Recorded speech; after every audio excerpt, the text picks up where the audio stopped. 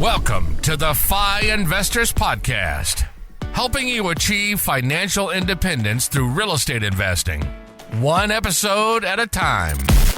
We talk about personal finance, mindset, and real estate investing. Whether you're a rookie or looking to scale your portfolio, we're here to provide you with the tactics and actionable steps to achieve your goals. Here are your hosts, Diego Corzo and Ward Mahoney.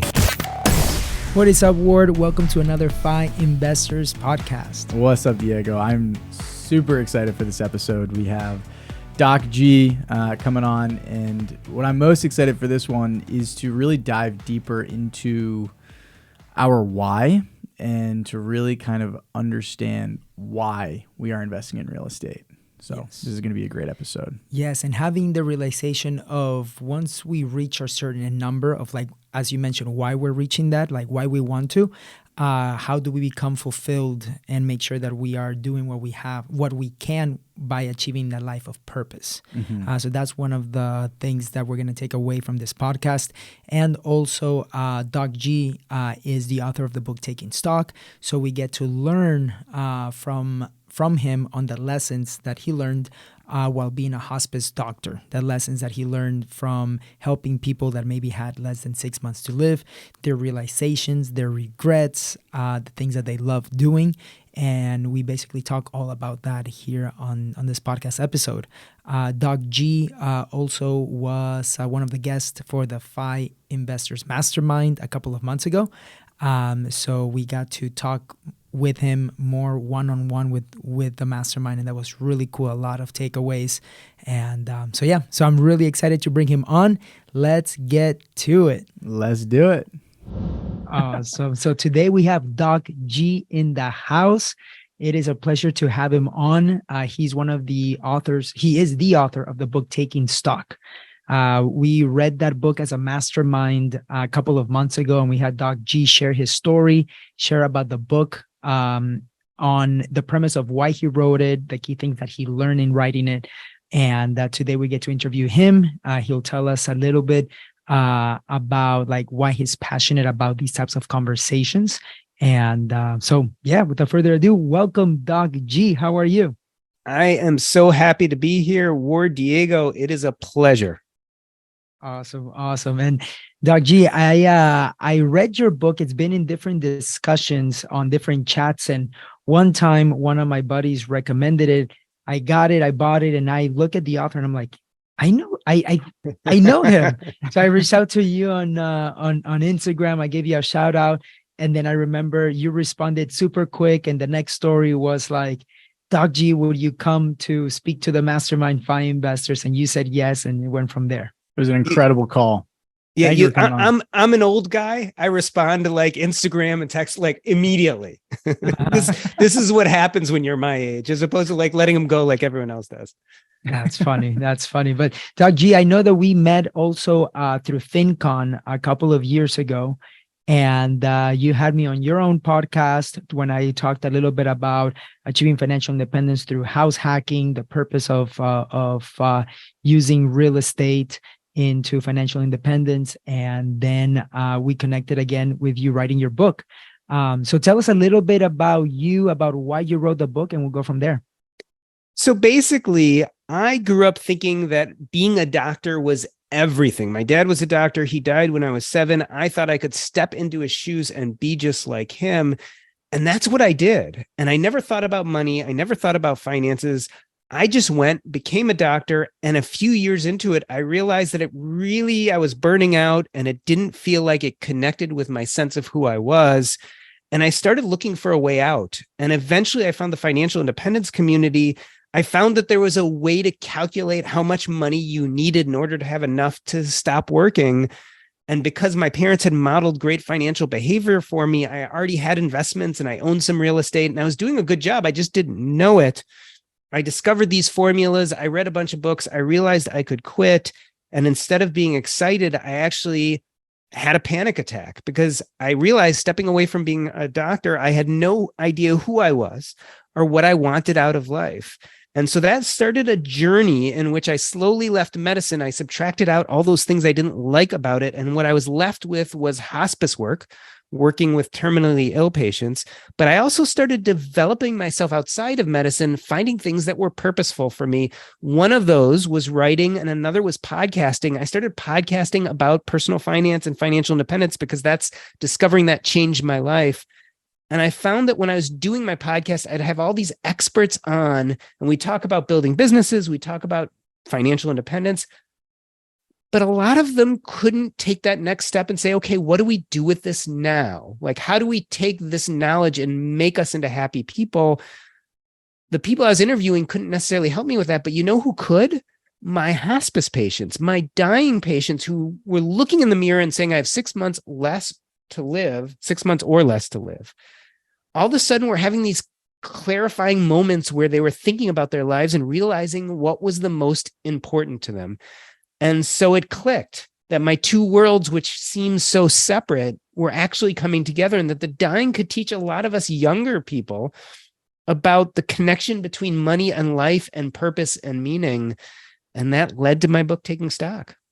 Yeah. Yeah. And it is a wonderful book because I know in there you give different examples of the conversations that you had with your hospice patients. You talk about the parable of the three brothers, and we're going to get into that. But you mentioned as you were introducing yourself, the fact that you reached, number one, a level of income or career achievement through your active income. We'll call that with you being a doctor, but you also reached a level of financial independence through your real estate and your investments, and you still weren't fulfilled, right? Now, in talking about once you realize on your career achievement that then you could achieve something else through your passive income, you mentioned that you took an audit and decided to just do the things that you are mostly fulfilled in your active job. Can you talk a little bit about that as to when do we know it is a good time to go through those audits? When do we get to, like, there is a difference that we get the privilege to do that. When did you have the privilege to do that in your life? So the privilege to do that in my life wasn't actually even a privilege. In a sense, it was a crisis, because I was burning out in medicine and realizing I can't continue going on this way. Now, the privilege was the fact that I grew up in a family that started with money, right? I wasn't hassled with a huge amount of debt because my parents paid for medical school, and that they actually gave me this great financial modeling. So even though I didn't know what financial independence was, I knew how to invest. I knew how to buy real estate. My parents owned about 15 properties at the height of their real estate investing when I was a little kid. They each ran their own businesses. So they modeled this fantastic behavior for me.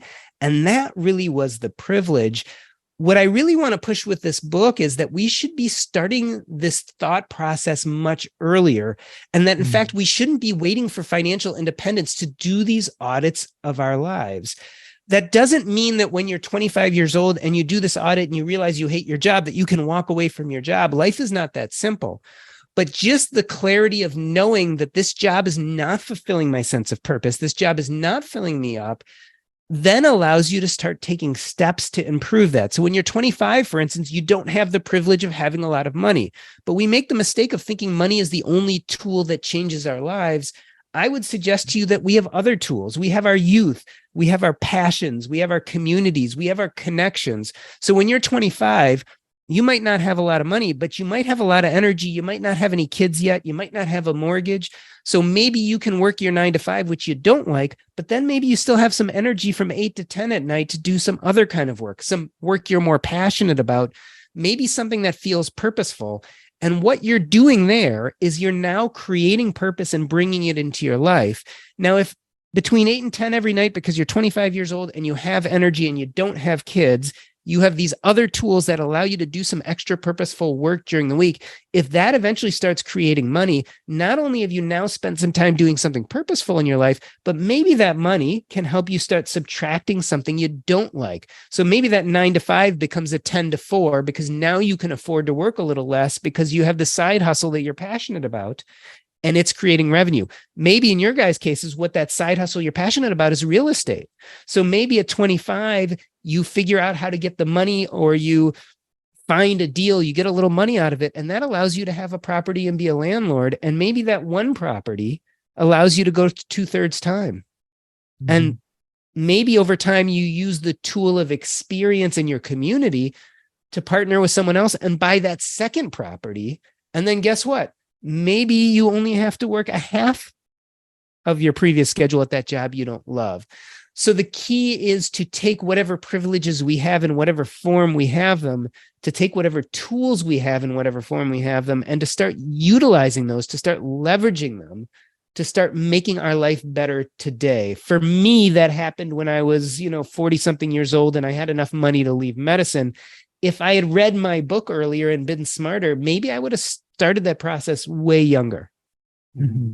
Mm-hmm. And what are some things that you can tell somebody, for example, that has not only achieved career achievement, but also then reaches, let's say, their goal of making $15,000 a month in real estate through passive income, right? Or passive income streams. But they are still not fulfilled. What are some questions that they should ask themselves to figure out, okay, what are the things that can give me purpose? What are some things that I can do to be fulfilled?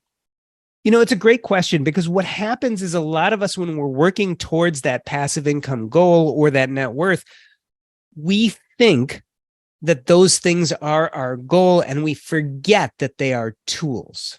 That $15,000 a month you make is a tool. It creates money so that you not only can live, but can start doing things during those time periods that you like to do, right? Because time is passing no matter what. The only thing we can control is what activities we spend that time doing. So having money allows you the freedom to start doing things you want to do. But then you bring up a great question. Well, how the heck do I know what I want to do? And that comes to this idea of purpose. We're really lousy at looking at purpose, right? A lot of times we let society decide what purpose is, or we think money is purpose, and we let that cloud us. And so the problem is, once we reach society's goals for us, or once we reach a certain amount of money, we actually feel lost and depressed and afraid. It's certainly what happened to me when I realized that I could leave medicine, because I had hung my head on this idea of being a doctor, and that was purpose. Or then eventually, when I got tired of being a doctor, it was getting to financial independence, and that was purpose. But when I got there, I felt strangely empty, because for the first time in my life, I had no idea what purpose or identity actually meant. So what this means is we have to start looking at purpose and thinking about it at a much early age. There are a lot of different ways to do this. One of my favorites is to take a lesson from the dying. This is another place where hospice intersects with the personal finance community. Is when we have dying patients and we get their symptoms controlled and we get them in a safe place, a lot of times we do something called a life review. And what a life review is, a series of structured questions that help us ask people about their lives and to look back at their lives and figure out what was important. What were your major goals? What were your major accomplishments? What did you fail at? What were those important relationships? How is life for you today? What do you hope to accomplish before you die? We ask the dying these things because they get the clarity of knowing that the end of life is coming soon. One way to start thinking about purpose is to start doing that life review now at a much early age when you're not dying. In fact, the one sentence life review, right? The simple way is to ask yourself, if I found out that I was going to die in 6 months, what do I regret that I never had the energy, courage, or time to do? And I think that's a great question to start thinking about what is purposeful in your life. I think there's some other techniques, and they're really simple. Like, when was the last time you woke up in the middle of the night excited by an idea and you couldn't go back to sleep?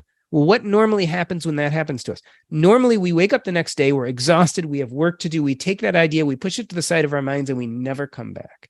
So what are those whisperings in our lives of things that are important that we keep putting off? What did you love when you were a child? Like, I often ask people this because when you were a child, it's probably your most pure moments of just passion and joy before society has told you what you can or can't do. And so a lot of people actually are closer to purpose when they're a kid than when they're an adult. If you're in a job and you don't like your job, what is the one thing about your job that you actually show up for that excites you? So I knew that I was getting tired of being a doctor, but the hospice work I did that still felt purposeful. So look at your job today. Maybe you hate 95% of it, but what is that 5%? And why do you love that 5%? Is it mentoring other people? Is it something physically you're doing? Is it being outside in nature? If you can start looking at these kind of questions, you get a much better idea of what purpose is. And if all of that fails, then you do the spaghetti method, right? You throw the spaghetti against the wall and see what sticks. It means you say yes to a bunch of new opportunities. You go and try a bunch of new things and you get rid of those that don't feel good and you stick with those that do feel good, and you keep on doing that until something really kind of hits home. Mm-hmm. Yeah. Quick question for you then, because I think that these are definitely questions that can definitely help us do an audit. And you mentioned one of the things that you mentioned that you want to have the courage, the time, and there was one other word. Energy, courage, and time. Yeah. The courage, energy, and time to do what you really want to do. And sometimes we might feel like we're too busy with life, right? Like we get off work and we have to do this, we have to clean the house, we have other tasks to do. And we might feel like there's not enough time for us to do what we really want. Yeah. And it's not just time too. I really want to talk, or at least mention, the courage point, because a lot of people are afraid that if they try to do that thing they really want to do, they fail and it will destroy them. And so let me tell you something. After dealing with dying people for long enough, I realized that it's actually the courage to try that's more important than whether you succeed or fail. In the book, I tell a story about a patient of mine whose name was Ernesto. And Ernesto stopped work in his mid-20s, took a sabbatical, and went to climb Mount Everest. Everyone told him it was crazy. This was the time he was making the most money. He was going to move up most in the corporate ladder. And he didn't listen to them. And he went and he tried to climb Mount Everest. And about halfway up, the weather changed and they had to come back down. He came back down. He went back to work. In his 40s, he eventually ended up dying of leukemia.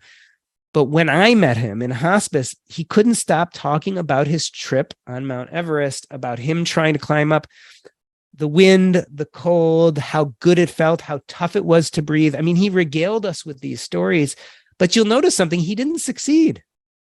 It wasn't the success that was important. It was this idea that he did something that was profoundly important to him. And I think that's what I really want to leave people with, is starting to figure out what those things are. And that doesn't mean that we all have to leave our jobs immediately, take a sabbatical and do them, but we got to start integrating these things into our lives. Yeah. Yeah. Now, in your book, you talk about the parable of the three brothers. Can you chat a little bit about that and just give a quick explanation, just so that people can do an audit and maybe ask themselves, which of the three brothers am I? So when we look at the book Taking Stock, it really is based on three premises, right? And they go in order. The first premise is that we should put purpose before figuring out our finances. And the reason why is we got to figure out what our purpose is to then build a financial framework about it. The second part is building that financial framework, which goes into the parable of the three brothers. And the last part is deciding which scares us most. This idea of, are we afraid that we're going to die young and wealthy or old and broke? If we can figure that out, we can decide how to spend money today. So 3 parts to the book. Again, the first was finding purpose. But once you have an idea of your purpose, you then have to build a financial framework around that. And that revolves around the parable of the three brothers. This is a parable that talks about how we find our way through our career or into financial independence. And in this parable, I talk about 3 different paths. There's the eldest brother, the middle brother, and the youngest brother.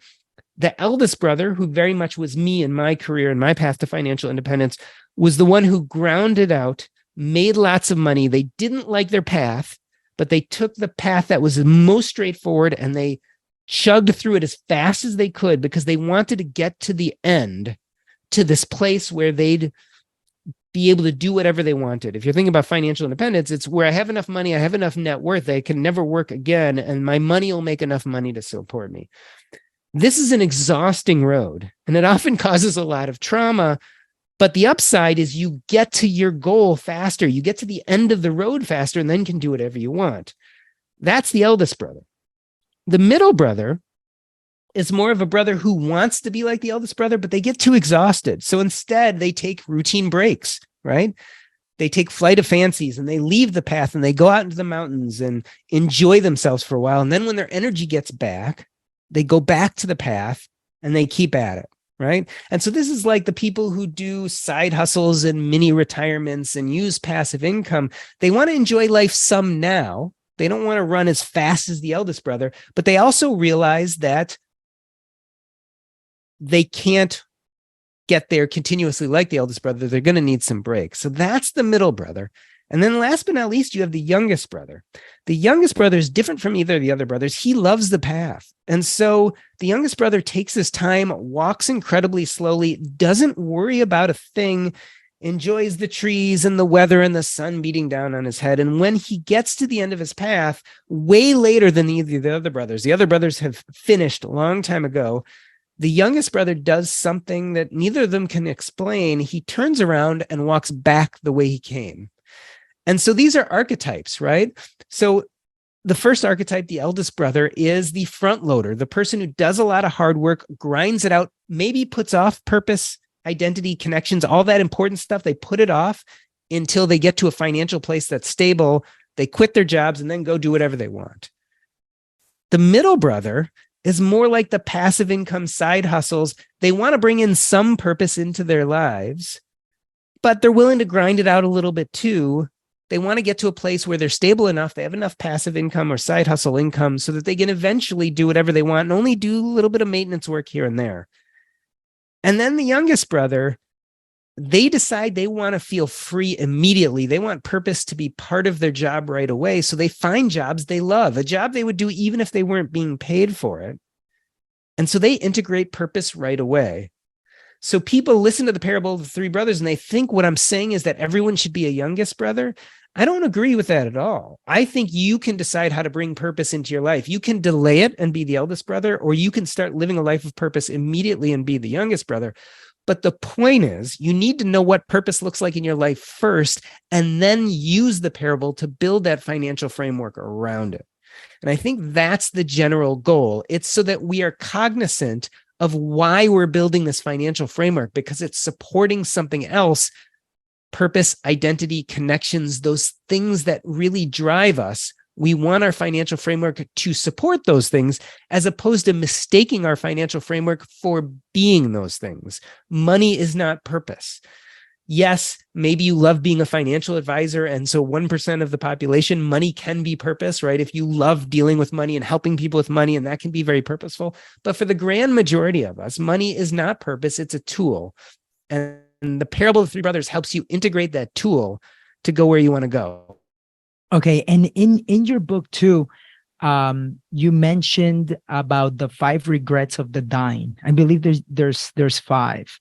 I want you to share a little bit on that too, just so that people can be aware, and they can take that in and also assess themselves on that. Can you share on that, please?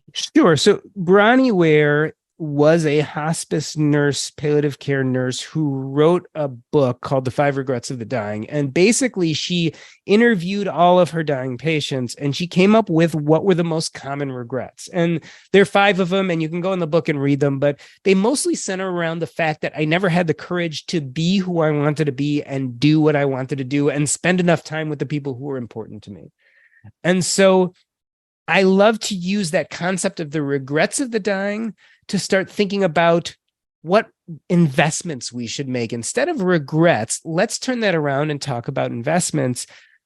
We in the financial community are really great at talking about investing our money into stocks and real estate and all those kind of things.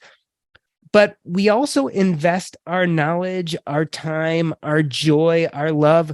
We can invest in all those things. We can invest in our education and our relationships, et cetera. So I think we want to avoid the regrets. Mm-hmm. And the way we avoid the regrets is by living the best life we can. And the way we live the best life we can is by investing much earlier in a number of things. Money is just one of them. Yeah. Yeah. And I feel like as we try to get more money, right, and sometimes decide, hey, even though I have the money or I have the power to, let's say, make $500,000 a year or $1 million a year, but if that's not what gives me the purpose, or I'm not passionate about it, just because you know how to do it doesn't mean you have to do it. But I want you to share on like the power of social media that can sometimes trigger us in a way that, hey, I feel like I'm not doing enough if I'm comparing myself to other people. But I personally, let's say as an example, still feel like I'm fulfilled, I'm completing my purpose or whatever. But maybe for society, or maybe if I compare to others, I might not. Can you share about that? Because I know we see that a lot with the social media influencers when they're sharing their wins, but they might not share also their losses. Yeah, I mean, it's a big problem. Social media is a big form of keeping up with the Joneses, right? It's trying to compare yourself to other people. But the problem is when you do that, you start pursuing someone else's purpose and not yours. Just like you said, you know what makes you feel good. You know what makes you feel fulfilled. But all of a sudden you're on social media, you're on Instagram, and you're seeing what makes someone else be fulfilled and starting to think that that actually is your purpose. And I think that's what really confuses people, is it gets us confused on, we think that what society tells us to do is what's actually purposeful for us. Whereas in reality, what's purposeful for us is much more individual, and it's much more something we have to search with inside of ourselves. And if you want to go back to the parable of the three brothers, it's like trying to jump off of your path and land on someone else's. When you're looking at Instagram and seeing what they're doing, it's trying to take a shortcut, where what you really need to do is you really have to follow your path. And I think that's why we can get kind of confused by all these images that bombard us about what success is and what happiness is and what purpose is. They're much more individual, I think, and not nearly as societally driven as we think when we look at Instagram. Mm-hmm. And DocG, question. So we've talked a lot about purpose. If you're someone going through, you're part of the FIRE movement, trying to hit financial independence, but you don't know what your purpose is, what are some exercises or some things that people can do to try to identify what their purpose is? Yeah, I think there are 3 or 4. I think doing a mini life review, you can find them literally just if you do life review and Google it, you'll come up with some good questionnaires. I think you can look back again at your job, especially if you don't like your job. What about your job do you like and why? I think you can ask your friends and family, like, when do I look most lit up? Like, what am I doing when you've seen me the happiest? Right. I think you can use the spaghetti method, as we talked about. Like, if all of this comes up zero, try a bunch of new things, say yes to a bunch of people you normally wouldn't say yes to. And, see what feels good for you. People make the mistake of thinking that purpose has to be something that's profound or changes the world. The truth of the matter is, the only really definition of purpose that I think matters is finding something you enjoy being in the process of doing, regardless of the outcome. Find something you love doing that feels like a good use of your time. And to me, that's a perfect example of something that's purposeful. It doesn't need to change the world. You don't have to work on global warming. You don't have to become a billionaire. You don't have to change anything other than yourself by getting rid of some of these things you don't like doing and replacing them with things you do like doing.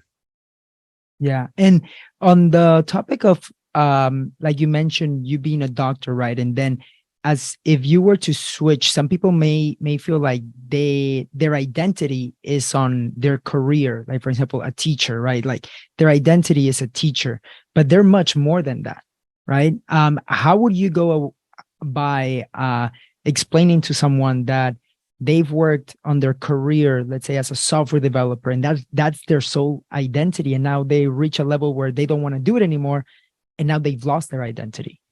There are some exercises in the book that specifically talk about identity. One of my favorite, which is really simple, is to ponder the question or say the statement, I am, and then fill in the blank, and do this over and over again. I'm talking about really being repetitive here. The first time I did this, I said, I am. And the first thing that came to mind was a doctor, right? So I started with my profession. Then when I thought more and more deeply about it, I said, I am. And what came out is I'm a father, I'm a son, I'm a spouse. So I started defining myself by other people's relations, which is fine, but none of that's really unique to me. And then I started thinking more, I am, and I started bringing up accomplishments. I'm a Plutus Award winner for the Earn and Invest podcast, right? So I started bringing up accomplishments, and I'm like, okay, maybe that gets closer, but it's not exactly.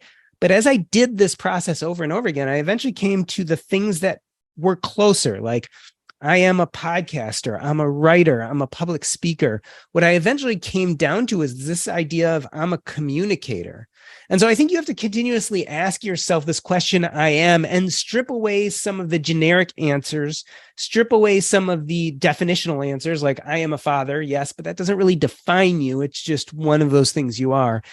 And get to the deeper roots of the things that seem to be important to you. And I think when we do this, we strip away some of those outer layers and start getting closer and closer to how we see ourselves in our most pure form. Mm-hmm. And if we have somebody in our lives, for example, that we might see, or we might know that they might have like 6 months left, right? Whether it is a disease or age or something, what are some things, like you mentioned, like doing an audit, right? But what are some things that we, as somebody who's watching them, what are some things that we should also ask ourselves to make sure that we can make that time as valuable as possible? So this is something I get asked a lot because it's awkward, right? What do you say to someone when you know that they're battling a terminal illness? I'll tell you, the easiest thing to do with someone who's battling a terminal illness for their comfort and yours is to say something simple like, I'm sorry this is happening to you and I'm here, right? And then to physically be there and present, and then they can tell you what they want or need or don't want or need.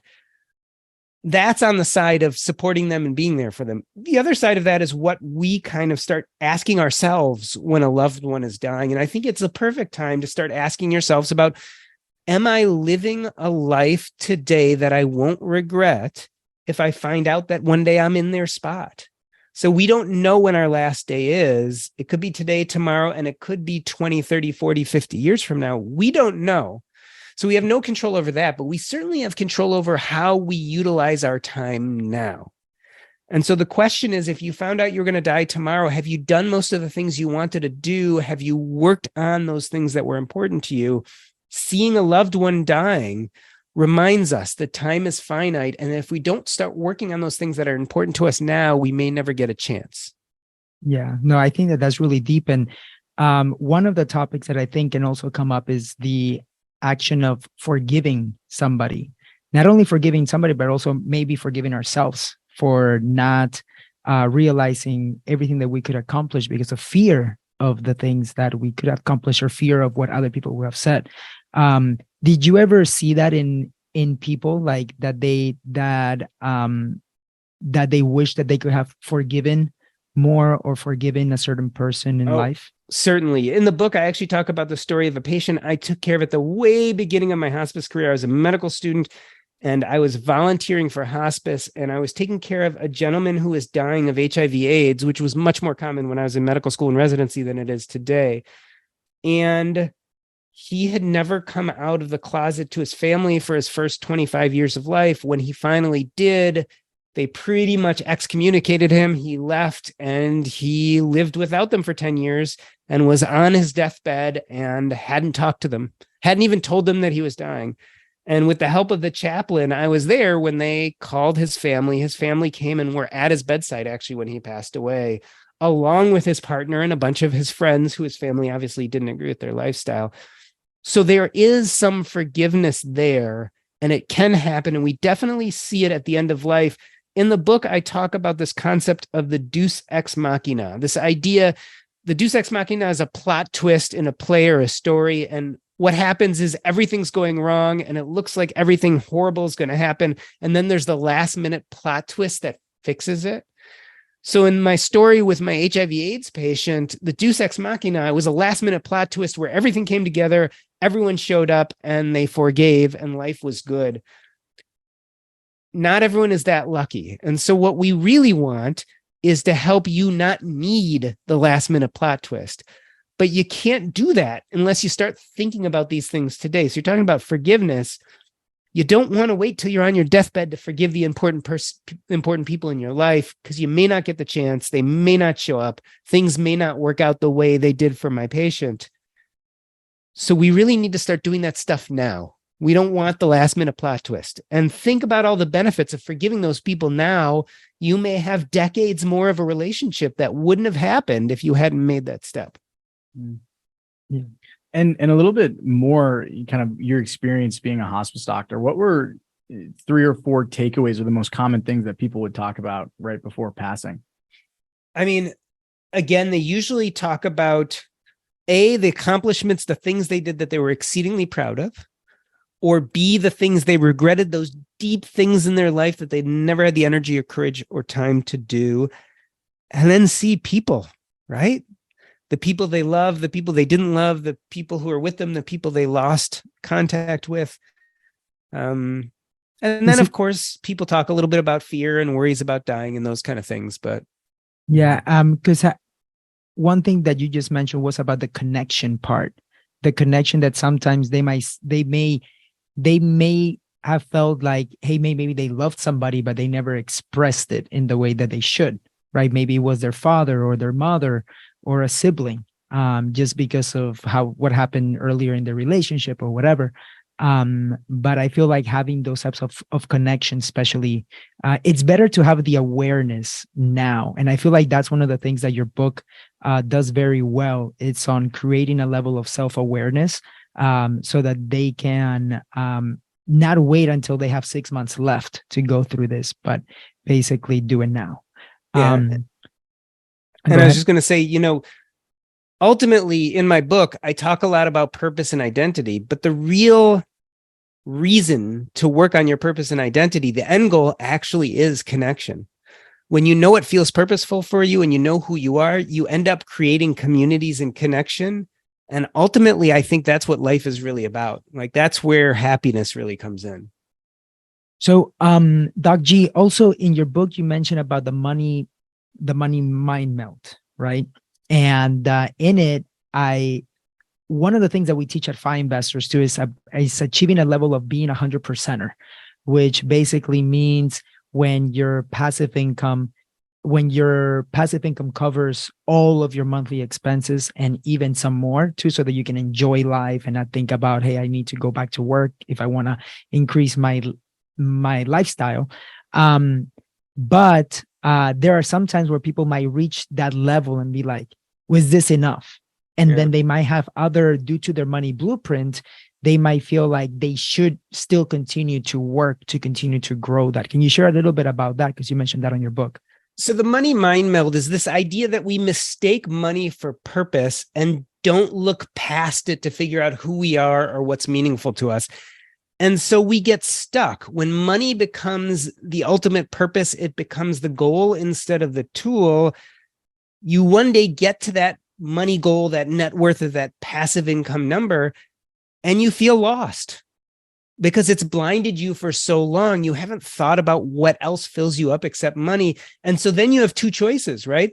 One thing that happens is a lot of people convince themselves that they need double what they have now. They're like, well, I thought this is what I need, but now I feel lost and empty because I got there and I don't know what to do with myself. Even though it's covering my physical needs, I'm going to set a higher goal because that felt good going after that goal. And now that's gone. I'm just going to set a higher goal. That's one problem. But then when they get to that higher goal, what do? They set an even higher goal. So that's not very fulfilling. The other problem is when you get to that goal, and if money is your goal and then you get there, well, guess what? Real estate changes. Stock market goes up and down. Tomorrow, you may dip under that goal. Maybe a tenant or 2 moves out and all of a sudden your passive income is not at that goal.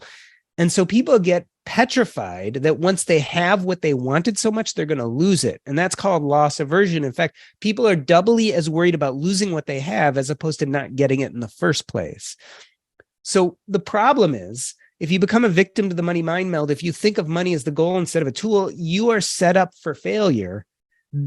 Whether it's loss aversion or you just keep on upping the ante, you are not going to be happy because you've basically put all of your thought into this false prophet, this idea that money was going to be your goal and make you happy.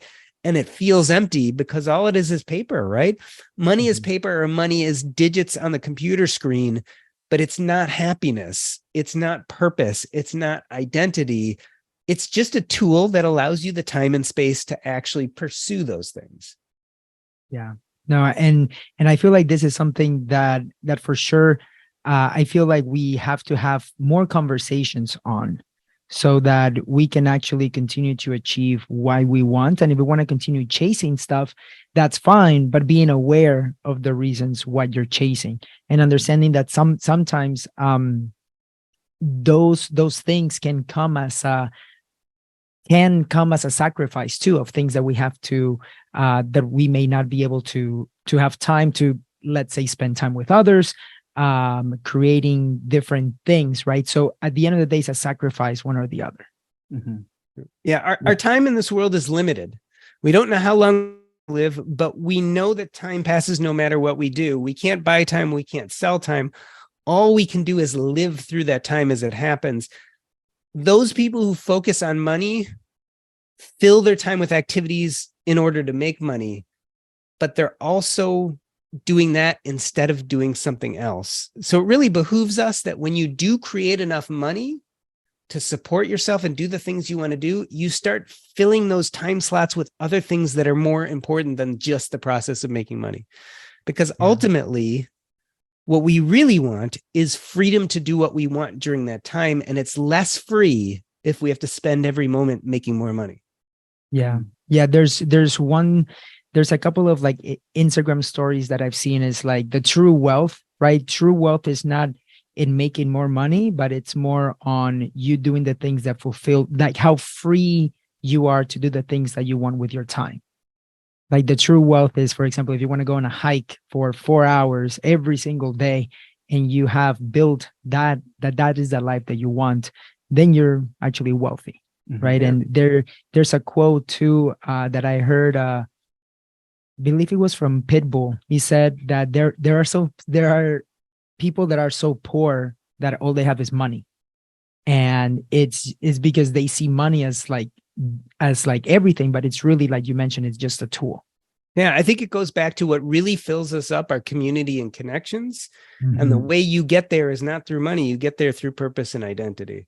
And so money's a great tool to help you build purpose and identity, but those are the things that are going to give you community and connections. And I think that's ultimately what happiness looks like. Yeah. And what's hard about that, though, is that there's no way to put like a number to that, right? And I'm more of like the person that's on the numbers, right? That would like to like, hey, let's get to 50 to 60 to 80 or whatever, right? But those types of things is what Tony Robbins will say, the art of fulfillment, rather than the science of achievement.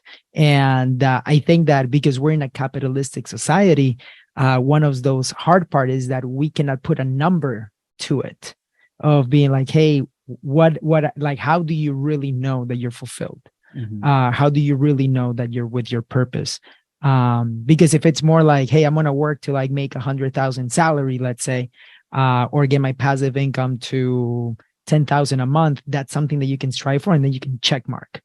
Yeah. But the purpose and the fulfillment, it's something that's hard, I would say, to determine. And it's something that everybody has their own, and you just have to know what drives you and brings you happiness. I mean, you put your finger right on it. It's difficult. And that's why people don't do it, right? They just continue on the rat race, because continuing on the rat race is easier. It's easier just to keep making more money. It's easier to, and I would even put it, I'll throw it right back at real estate investors. It's easier to own more doors, right? What's hard is actually to figure out how many doors you need to own in order to live a life you want to live. And that's a very different question. Yeah. Because you got to know which life you want to live. And a lot of people don't want to do that difficult thinking, which is ephemeral, which isn't something we can measure in numbers or graphs or those type of things. It's harder. It's just harder. Yeah, you can put that on a spreadsheet or put that on an Excel and formulate and be like, okay, I've achieved fulfillment on that end. Yeah, I'd almost say, as I get older, I realize that for me, a lot of happiness is letting go of the need to achieve.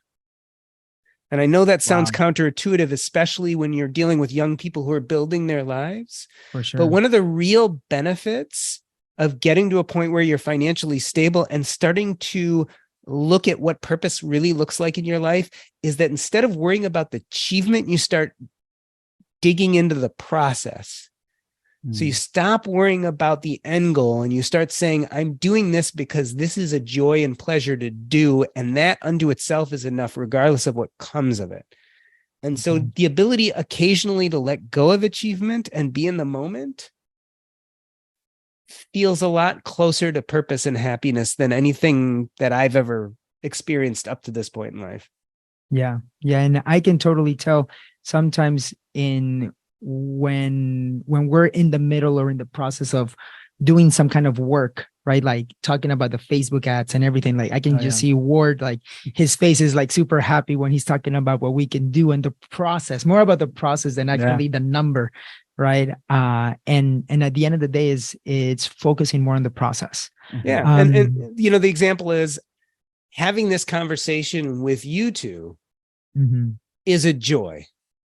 Would it be nice if your listeners went out and bought 1,000 books? Yes, but it wouldn't change anything. The point is that the process of being here with you and having a deep conversation is a much better goal than what actually comes of it in the end. And so no matter what comes of any of this, I can say I spent an hour talking to these two cool guys who asked really great questions and read my book. Like, that's fantastic. Yeah. Yeah. Now, to wrap up here, Doc G, what is one of your favorite stories from the book? Or maybe was one of your favorite stories, but that didn't make it on the book, from your experience in hospice? Ooh, that's a good question. What is one of my favorite stories from hospice? And maybe it wasn't your favorite, but maybe the one that had the most impact, the one that made you think. Maybe they were like, I need to share this with the world.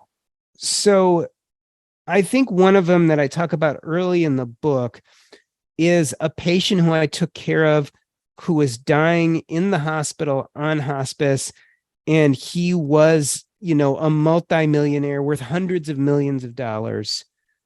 And he was surrounded by people who didn't love him, who were more interested in his money.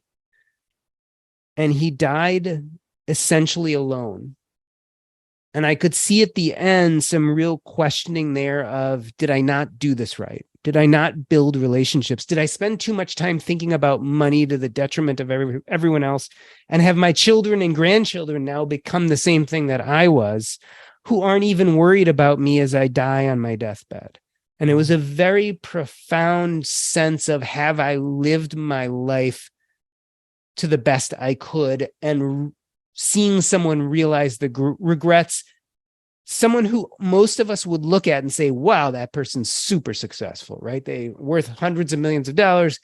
They own a very successful company. They've really made it in the world. But when they were on their deathbed, what you quickly realized is that they were alone. And that maybe wasn't worth all the millions. Wow. Yeah. Damn. I got like goosebumps over hearing that story, because I remember in that book, it was the grandson that basically he didn't care about, he didn't care that the grandpa was dying. It was more like, okay, I need to go have this meeting, and it was the son that wasn't there. He had the meeting. The grandson, he didn't even call anybody to tell him that the grandpa had just passed away. And that's one of the things too with like FI investors that we like to share about, not just being a millionaire with the money, but being a millionaire in all areas of life. Yeah. And it gets back to investing. You have to invest in all areas of life. We're really good about investing in the stock market and real estate, but we've got to really broaden it out. Is how are you going to invest in your communities, your loved ones, your education? How are you going to invest in all these other things? Because just like money, they compound and grow over a lifetime, and they pay dividends. Yeah, just different dividends. Yeah. So, Doc G, let me ask you this too. So, as we have a bunch of our members going out and trying to figure out their financially independent number, right? So, how much money they want to get passively to live, to achieve financial independence. How do you know when enough is enough? And how can you actually identify that number when you go out on that journey? There are a few different ways, right? And it depends. You can go back to the parable of three brothers, right? So if you're the eldest brother and you're into like stock investing, then basically there's the 4% rule, the idea of having 25 times your yearly spending. There's mathematical equations, and we can argue whether it should be 30 times versus 25 times, or the 4% rule should be the 3% rule. That's the safe withdrawal rate. But generally, there's a mathematical way. If you are an eldest brother, if you're a middle brother, it's more about making enough passive or side hustle income each month to cover your needs. And so if you've got 10 properties and your properties throw off $75,000 a profit a year, and that $75,000 of profit a year pays for all your needs, you're pretty much financially independent. And if you're a youngest brother, right, if you go for the passion play and you find a job that's supremely purposeful for you, that you love, that you would do even if you weren't getting paid, but it pays you enough to cover your monthly bills, I think that person's financially independent too. So it depends on how you look at your career and which brother you are. The point is, it's going to sound a little kooky, but financial independence actually has more to do with your mind than your bank account. It has more to do with living the life you want to live and using that money tool as well as your other tools to do what you want to do. And so you can do that when you have very little money, and you can do it when you have a lot of money. It's just most of us aren't in touch with the fact that even when we don't have a lot of money, we can still start trying to live the life we want to live. Yeah. Wow. Yeah. I'm still thinking about the example that you gave with that guy on the patriarch, with just like dying with all the money in your bank account, but still dying alone with nobody really, that the people around you were just there because of your money, not because they loved you, because of the connections that you had. I'm still thinking about that one. I'm like, wow. Yeah. We talk about, Maslow's pyramid, right? Mm-hmm. Maslow's hierarchy. And we often think that millions and millions of dollars means fulfillment or self-actualization, but in a lot of ways it doesn't, right? Mm-hmm. Self-actualization, fulfillment, meaning and purpose, whatever you want to call it, that apex that we want to get to has much more to do with living a purposeful, meaningful life than it does with how many dollars you have in the bank.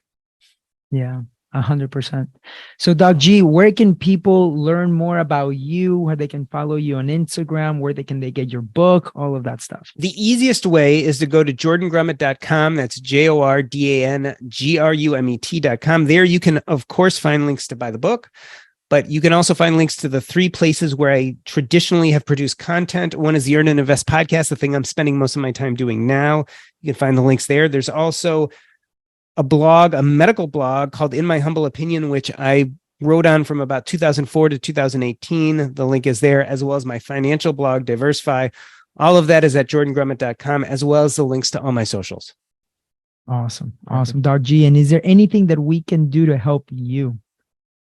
You guys have already done a wonderful job of helping me by interviewing me and talking about this thing that's really important to me, which is this book, Taking Stock, and how we can get people to start thinking about things like purpose and identity now, so that we can then integrate our finances into that picture and be wealthy, both financially as well as spiritually. Yes. Thank you. Thank you, DocG. We'll really appreciate your time today. This has been an amazing interview, and I know the audience is going to leave here. Maybe they're running while they're listening to the podcast or driving, but I bet you're going to leave people pondering about their life, asking themselves the right questions to see what they can do to achieve or to define for themselves what it means to be fulfilled, what it means to have a life of purpose. So thank you so much, DocG. We look to staying in touch, and in the future, we'll hope to be part also of the Earn and Invest podcast. Yeah. Thank you, DocG, for coming on. Yes. Thanks for having me. Thank you for listening to the FI Investors Podcast. Make sure you subscribe so you don't miss any future episodes. And share this with a fellow real estate investor who you think would find value in what we do. Until next time.